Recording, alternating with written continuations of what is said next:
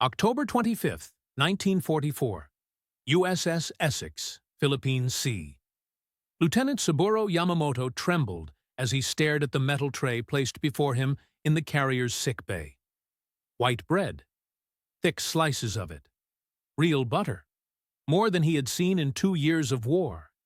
A piece of beef larger than his daily rice ration. Fresh milk in a clean glass.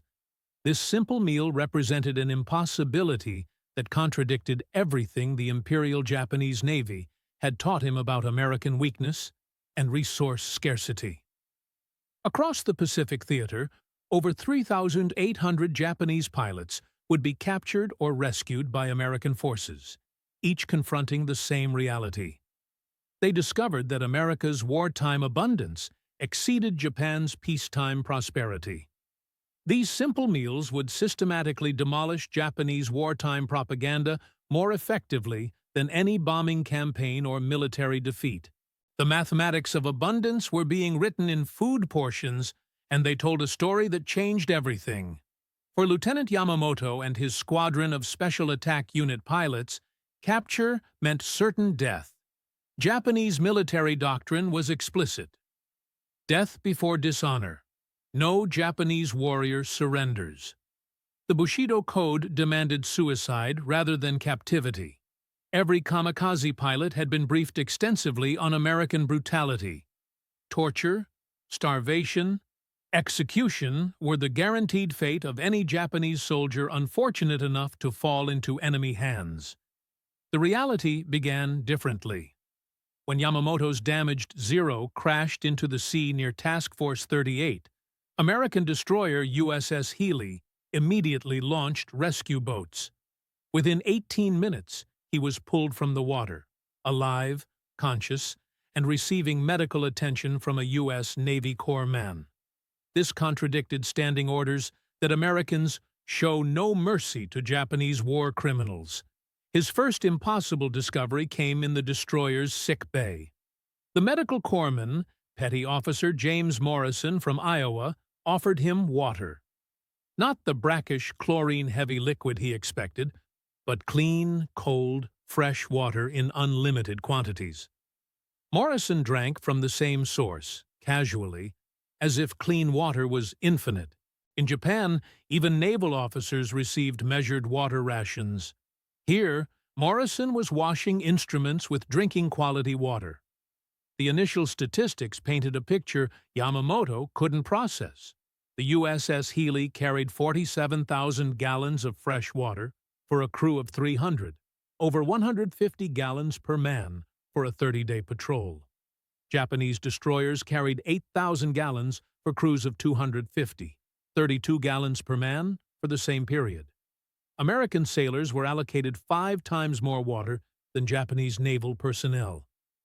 During his 72-hour stay aboard the destroyer, Yamamoto observed impossible waste.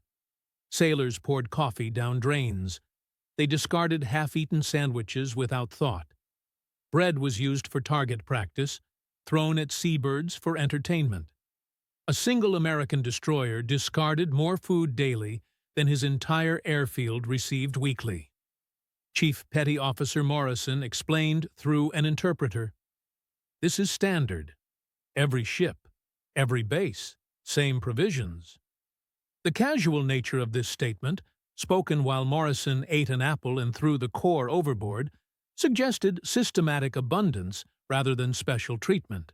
When transferred to the carrier USS Essex on October 27th, Yamamoto expected conditions to deteriorate. Larger ships meant more mouths to feed, surely resulting in reduced rations. The reality proved opposite. The Essex, with 2,600 crew members, operated 3 complete galleys serving 7,800 meals daily. Food preparation never stopped.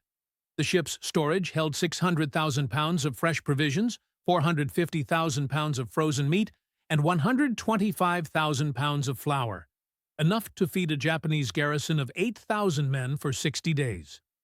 Lieutenant Commander Robert Hayes, the Essex's intelligence officer, documented Yamamoto's physical condition upon arrival: 119 pounds at 5'6" to a height, signs of protein deficiency, dental problems indicating vitamin C shortage, and muscle deterioration consistent with sustained malnutrition.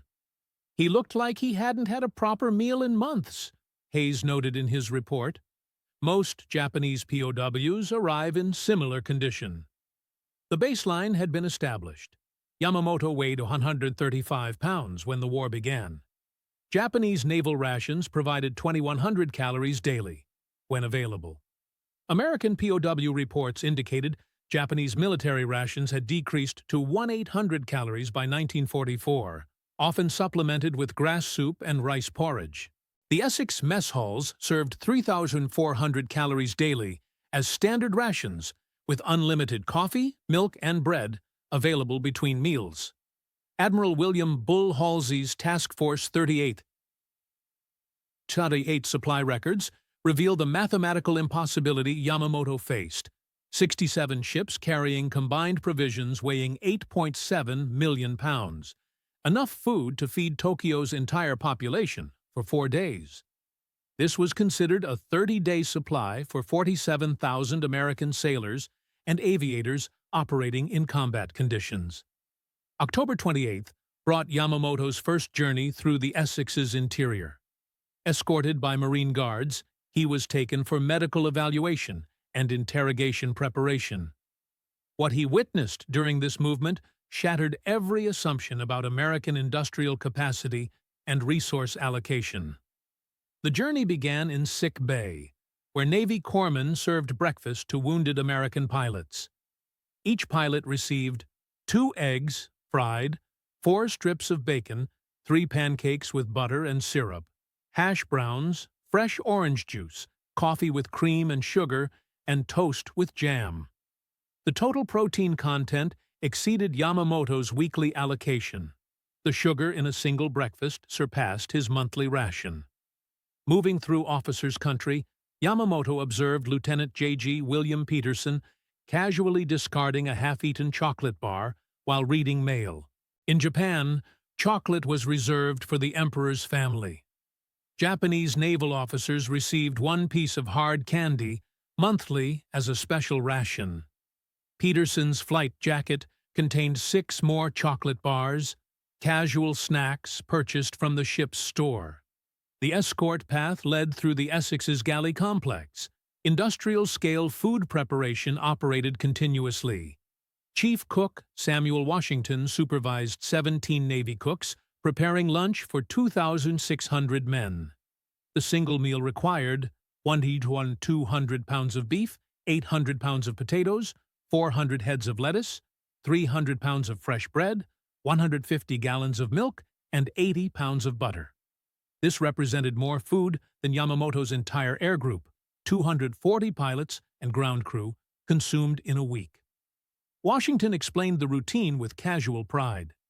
"We serve hot meals 4 times daily. Breakfast, lunch, dinner, and midrats for night shifts. Fresh coffee available 24 hours. Milk with every meal. Ice cream on Sundays." The translation required explanation. Midrats meant midnight rations, full meals served to personnel working night watches. American sailors ate more food at midnight than Japanese pilots received for entire days. Progressive revelations accumulated during the 40-minute journey. In the torpedo bomber ready room, aviation radio man Frank Torres showed Yamamoto his personal food cache: peanut butter, crackers, canned fruit, and Coca-Cola purchased from ship's stores. Torres mentioned these were emergency snacks for long missions. The personal reserves of 1 American airman exceeded the special rations provided to Japanese squadron commanders. The most devastating observation came in the ship's waste management area. Seaman apprentice Donald Miller was disposing of food scraps, leftover meat, untouched vegetables, discarded bread. The daily food waste from the Essex exceeded the total food supply for Yamamoto's entire airbase. Miller explained, "We dump about 800 pounds of food scraps daily. Fish love it. 800 pounds of discarded food.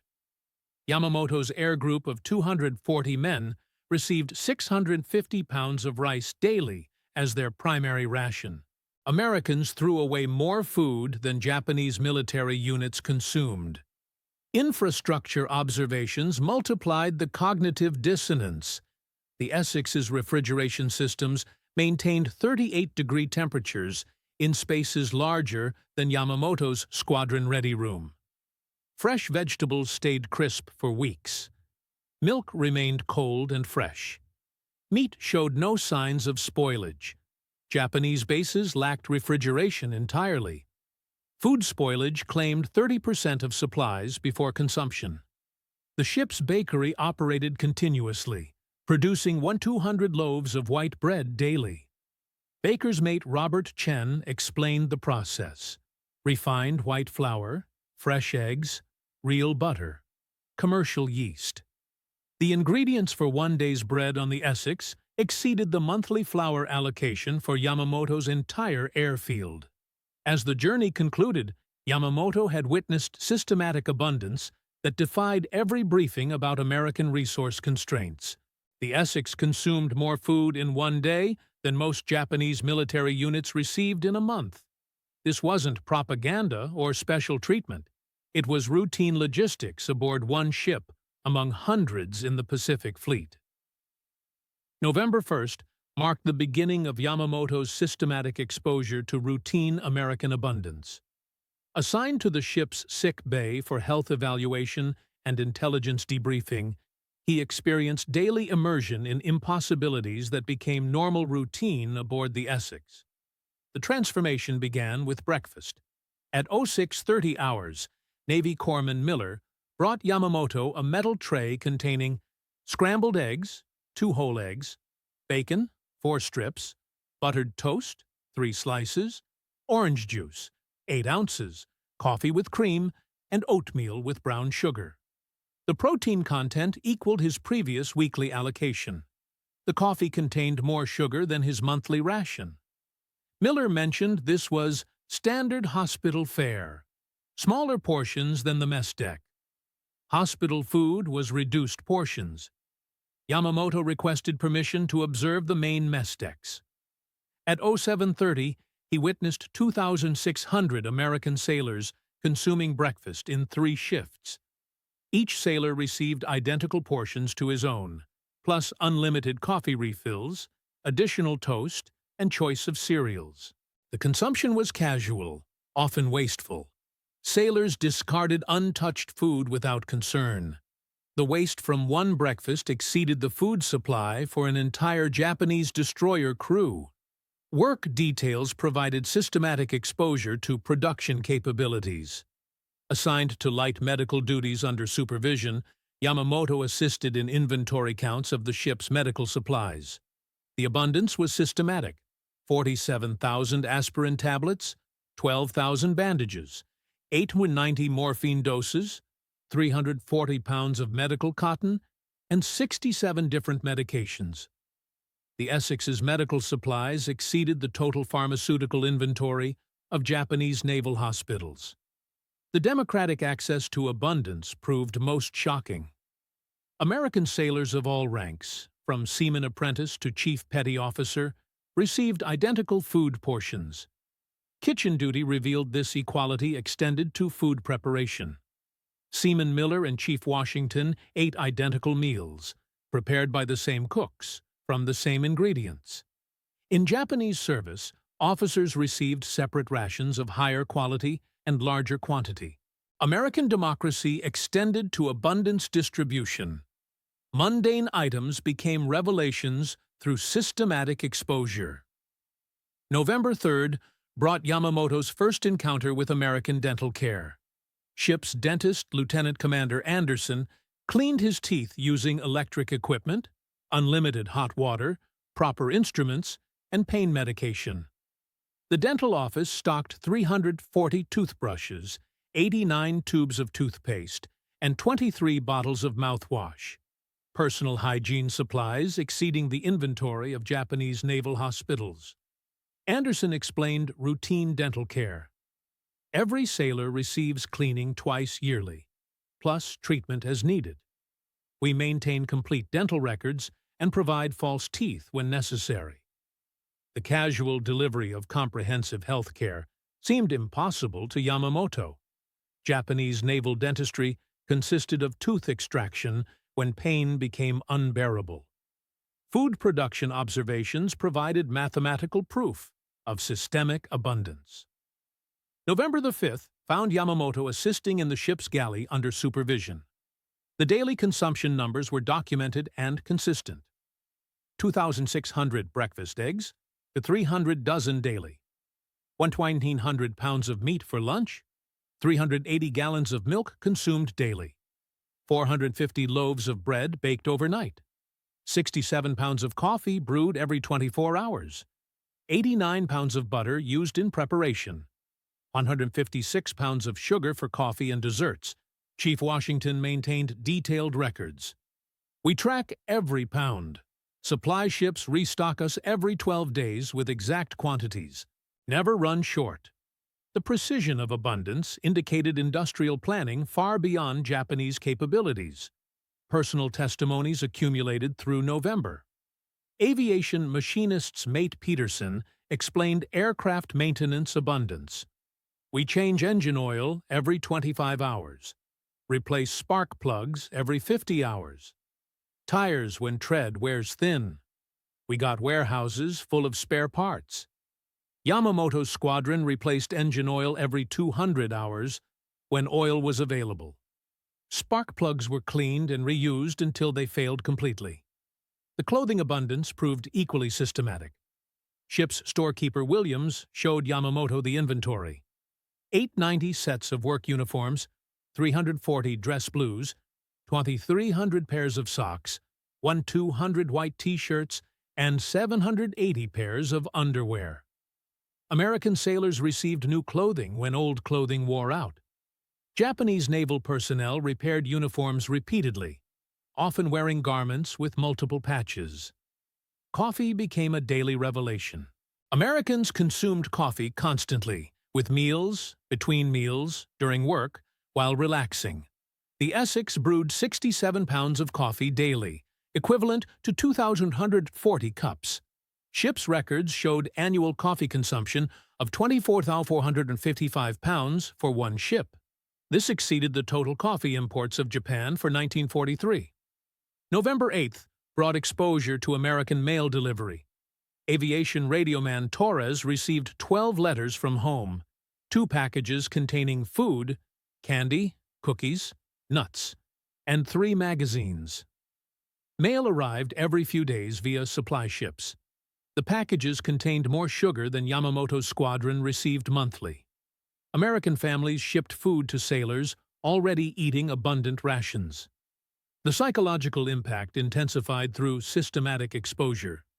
Radio operator Chen explained communication abundance. We got radio contact with Pearl Harbor daily. San Francisco, twice weekly. Family gram service every Sunday. Japanese units lost communication for weeks. Families received no contact for months. Recreational facilities provided final systematic proof. The Essex maintained a library with 2,140 books, movie projection equipment showing films 3 times weekly, organized sports activities, and hobby craft materials. Americans maintained entertainment and education during combat operations. Japanese military philosophy considered comfort and entertainment signs of weakness. By November 10th, after 10 days of systematic exposure, Yamamoto had documented routine abundance exceeding Japanese peacetime prosperity. One American aircraft carrier consumed more resources daily than entire Japanese naval bases. The abundance was systematic, planned, and sustainable, indicating industrial capacity beyond Japanese comprehension. November 12, 1944. The day Yamamoto's worldview collapsed completely. The breaking point came during a conversation with aviation radioman First Class Robert Chen, a second-generation Japanese-American from California serving aboard the Essex. Chen spoke fluent Japanese and had been assigned to interview Japanese POWs. For Yamamoto, encountering a Japanese face speaking perfect English while wearing an American uniform created cognitive dissonance that shattered his remaining beliefs. Chen explained his background. "My family owns 3 farms in California. We grow rice, strawberries, and oranges. Before the war, we sent produce to Japan. Probably food you ate." The revelation that Japanese Americans were feeding Japan while serving in the U.S. military demolished propaganda about American hatred of Japanese people. The emotional breaking point came when Chen showed photographs of his family's farm. The pictures revealed abundance that exceeded anything Yamamoto had experienced in Japan. Chen's family farm produced more rice annually than Yamamoto's entire prefecture. One American farm, operated by ethnic Japanese, outproduced entire Japanese agricultural regions. "My brother serves in the 442nd Regiment in Europe," Chen continued. "Japanese-American combat unit. They're fighting for America while our families are in internment camps. We know the difference between our government's mistakes and America's promise." The complexity of American democracy, imprisoning Japanese Americans while allowing their sons to serve in combat, revealed a society more nuanced than Japanese propaganda portrayed. The psychological collapse accelerated through Chen's questions. "What did your commanders tell you about American industrial capacity?" Yamamoto repeated the briefings. American factories were converting to war production, creating shortages and civilian suffering. Americans were starving while supporting the military effort. Chen laughed, not mockingly, but with genuine surprise. "My family receives letters from California. Food rationing exists, but nobody starves. Sugar and coffee are limited, but available. Most families eat meat daily. Victory gardens supplement grocery stores, but as hobby farming, not survival necessity." The mathematical reality became undeniable when Chen shared pre-war trade statistics. Japan imported 760,000 tons of American rice annually before the war. California alone produced 1.2 million tons, enough to feed Japan and have surplus. America had been feeding Japan while maintaining domestic abundance. The war had cut Japan off from American agricultural surplus, not the reverse. Letters from home provided final emotional destruction. Chen read excerpts from his sister's correspondence. Thanksgiving dinner included turkey, ham, mashed potatoes, green beans, cranberry sauce, pumpkin pie, and apple cider. We invited 3 families from the relocation center. Food was abundant, more than we could finish. Japanese Americans in internment camps, essentially prisoners, were eating better than Japanese military officers. The cognitive dissonance became unbearable. Everything Yamamoto had been taught about American resource scarcity and hatred toward Japanese people was demonstrably false. The collapse manifested in physical symptoms. Naval medical records document Yamamoto's condition on November 12th. Patient experienced anxiety attack, hyperventilation, and refused food for 6 hours. Expressed disbelief about information received.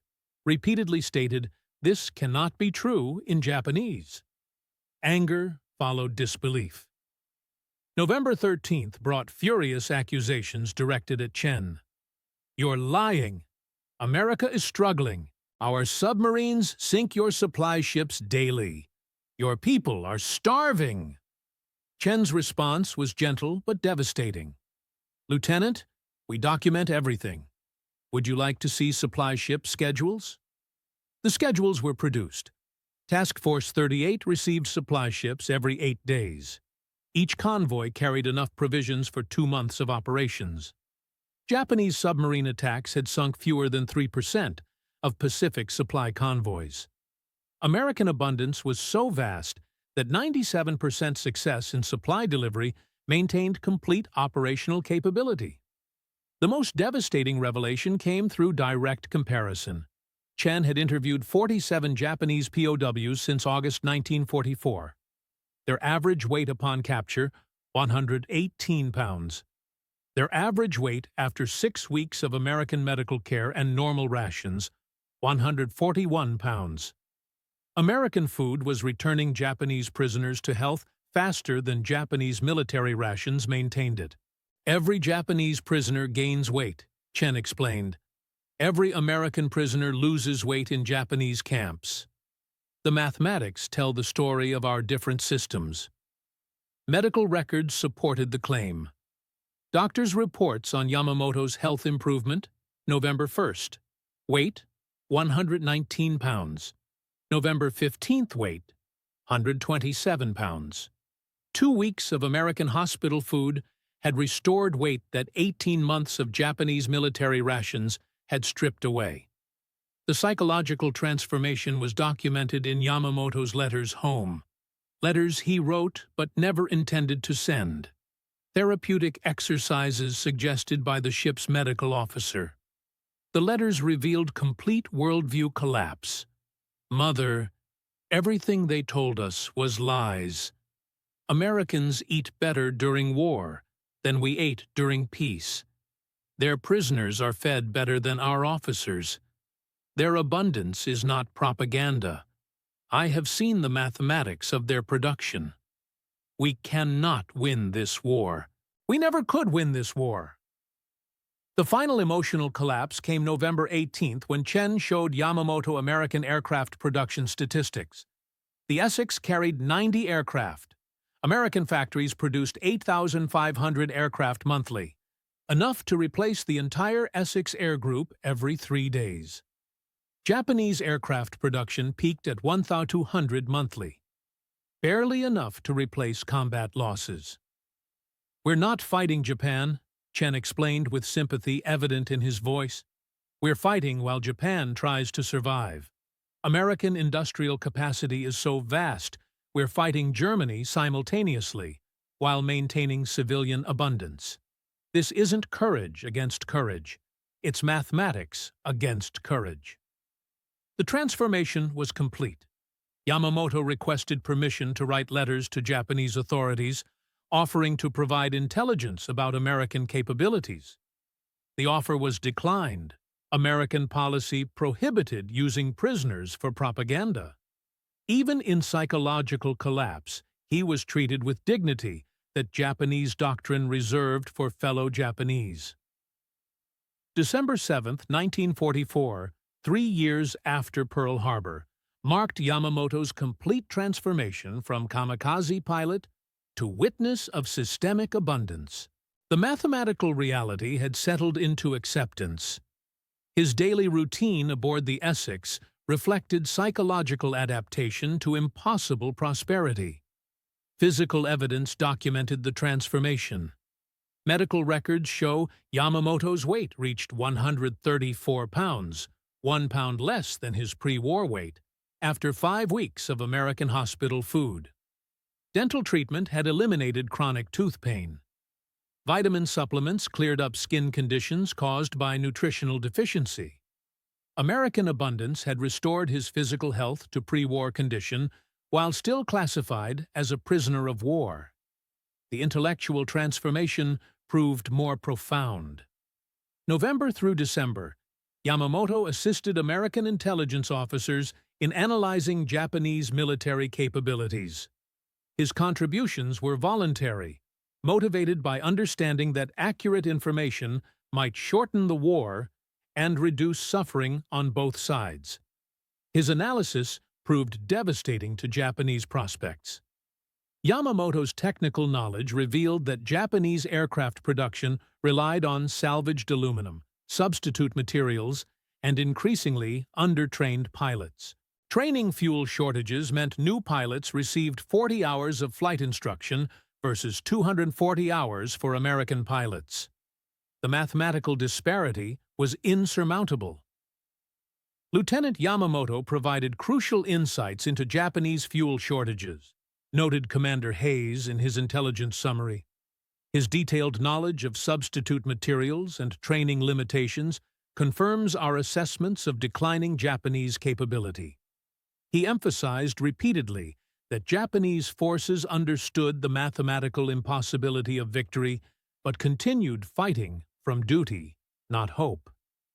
Letters home, now approved for mailing after censorship, revealed transformation spreading beyond individual experience. December 15th, correspondence to his family included careful descriptions of American abundance designed to penetrate Japanese information restrictions. The American medical treatment is comprehensive. They provide medicine, proper food, and equipment superior to Japanese military hospitals. Their abundance appears systematic rather than temporary. I have gained weight and health. Do not worry about my treatment. The coded language conveyed reality within censorship boundaries. Systematic abundance suggested permanent capability rather than temporary wartime measures. Superior to Japanese military hospitals indicated American prisoner care exceeded Japanese military standards. Return home contrasts would provide the strongest evidence. January 1945 brought prisoner exchanges through neutral Switzerland. Yamamoto was among 12 Japanese officers repatriated to Japan in exchange for American prisoners. The journey revealed dramatic contrasts that reinforced his transformation. Swiss Red Cross officials documented the physical condition of exchanged prisoners. Japanese officers returning from American captivity averaged 18 pounds heavier than when captured. American officers returning from Japanese captivity averaged 31 pounds lighter than when captured. The mathematical evidence of systematic treatment differences was irrefutable. Yamamoto's return to Japan on February 3, 1945, provided final confirmation of transformation. His family barely recognized him, healthy, well-fed, and psychologically different. His reports to Japanese naval intelligence were carefully monitored but consistently described American abundance in terms that supported tactical decisions.